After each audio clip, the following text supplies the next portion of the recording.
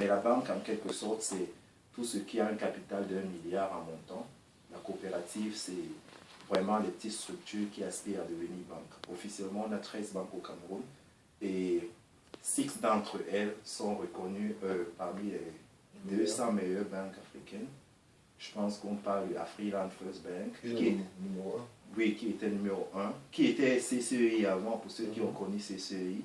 Bon, Afriland, il y a 2 groupes. Il y a Afriland Holding et Afriland First Bank, c'est la banque commerciale. Donc le numéro 1, c'est Afriland Holding, parce que ils ont des actions un peu partout dans d'autres banques en Afrique, suivi par la société SGBC, suivi par la BISEC, suivi par la société commerciale de banque, Atija Waifa. Ecobank au niveau africain, oui, est costaud. Au niveau du Cameroun, Ecobank arrive actuellement en 6e position. Oh, voilà, donc... Et la BGF, ouais, ça c'est la banque gabonaise d'investissement. Ce n'est qu'une banque encore dans ses débuts, mais qui a beaucoup d'aspirations, quoi. Disons, je la projette dans les 7 prochaines années parmi les 3 meilleurs. Parce qu'en fait, les gens ont encore du mal à comprendre l'activité de la banque gabonaise d'investissement.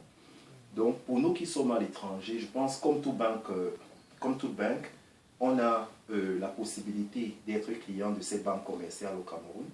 C'est-à-dire qu'on peut y être sous 2 aspects, en tant que particulier ou en tant qu'entreprise. Parce que nous faisons tous des petites affaires entre le Cameroun et ici. Et parfois, on ne se rend pas compte, mais en ayant un compte localement au Cameroun, c'est plus avantageux que de faire des transferts à des individus qui peuvent utiliser votre argent à des fins que vous n'avez pas vraiment souhaité, quoi. Donc, à partir d'ici, vous pouvez être client de banques au Cameroun, c'est-à-dire que bénéficier de l'épargne, bénéficier du crédit, bénéficier également du conseil. Donc, sous les 2 aspects particuliers, comme on dit dans les secteurs bancaires et entreprises. Bon, mais comme je disais tout à l'heure, parmi toutes ces banques, ce n'est pas toutes ces banques qui offrent des facilités pour les gens de la diaspora en tant que telles. Parce que les banques dominatrices en Afrique sont plus des banques françaises. Tout ça est issu de la colonisation et de la privatisation.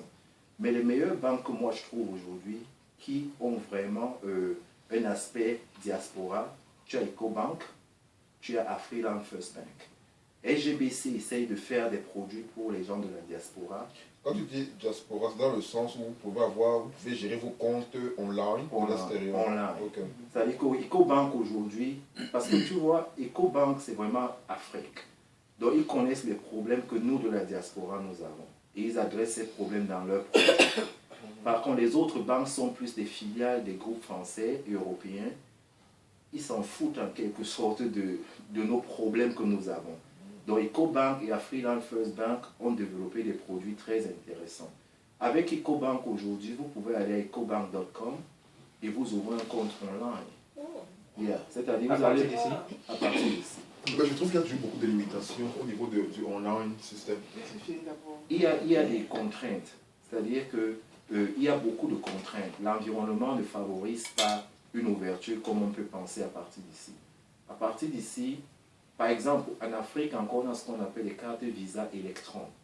Carte Visa Electron, ça veut dire que vous ne pouvez pas aller online, vous utilisez votre carte Visa pour faire les achats. Parce qu'on n'a pas encore... C'est fait exprès. Donc c'est des cartes qu'on appelle les cartes... Voilà. C'est fait exprès parce que c'est des cartes qu'on appelle les cartes à puce. Les cartes aujourd'hui sont les cartes à bande. Donc en Afrique, on a fait exprès, c'est les cartes à puce. Et j'avais eu l'avantage d'être parmi les premiers à lancer les cartes bancaires en Afrique. Et je posais la même question que quand je vais en France, j'ai ma carte bleue, pourquoi je ne peux pas l'avoir, d'utiliser de la même façon en Afrique? Et ils ont raison. Si quelqu'un prend votre carte, il l'utilise, on ne connaît même pas l'adresse des gens. Même si vous voyez, même si la caméra qui est au guichet voit la personne, vous allez même voir la personne, ou la personne a bien faux. Ouais. Bon. Voilà. Donc il y a des contraintes, il y a des, comme on dit en anglais, des baselines qu'on n'a pas encore en Afrique. Mais ça ne bloque pas en quelque sorte. Donc aujourd'hui avec Ecobank, vous pouvez aller online, vous pouvez être camerounais ou américain avec votre nationalité vous pouvez remplir votre application online et vous sélectionnez le pays où vous voulez que votre compte soit ouvert. Donc si c'est au Cameroun, vous sélectionnez l'agence, vous soumettez vos papiers, vous remplissez l'application comme on fait ici. Vous envoyez toute votre documentation, le passeport, la carte d'identité si vous êtes encore camerounais, et quelqu'un va vous contacter. Ou bien on va vous ouvrir un compte. Vous n'avez pas besoin d'être là physiquement. Mais avec la LGBC et Afriland a aussi ouvert ça au niveau de l'Europe. C'est-à-dire que ceux qui sont en Europe peuvent ouvrir online. Mais ça n'a pas encore d'effet ici aux États-Unis. Mais si vous allez sur place, vous pouvez vous faire ouvrir un compte. Vous avez tous les avantages que vous avez ici. La seule différence, c'est que seule la LGBC aujourd'hui fait ce qu'on appelle le iTransfer. C'est-à-dire qu'ils ont une possibilité de faire un transfert d'argent online, quoi.